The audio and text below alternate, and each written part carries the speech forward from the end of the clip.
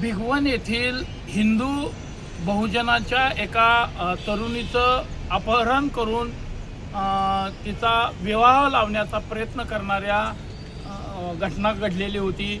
संपूर्ण महाराष्ट्रभर समाज बांधव पेटून उठलेले होते। हिंदू बांधव यामध्ये प्रचंड उग्र स्वरूप धारण केलेलं होतं। यामध्ये राष्ट्रीय स्वयंसेवक संघ, सर्व हिंदू संघटना व बहुजन बांधव एकत्रित येऊन प्रचंड रोष निर्माण झालेला होता। बारामती, भिगवण, दौंड परिसरात व्यापाऱ्यांनी दुकानं बंद केलेली होती। आज त्या मुलीनं कोर्टामध्ये जबाब दिलेला आहे की मला आई आणि मामाकडे जायचं आहे। तिला हिप्नॉटिझम करण्यात आलेलं होतं, तिच्यावर वशीकरण करण्यात आलेलं होतं। त्यामुळं पोलीस स्टेशनला पहिला जबाब तिनं त्या मुलाच्या बाजूने दिलेला होता। असेच प्रकार संपूर्ण महाराष्ट्रभर घडत आहेत।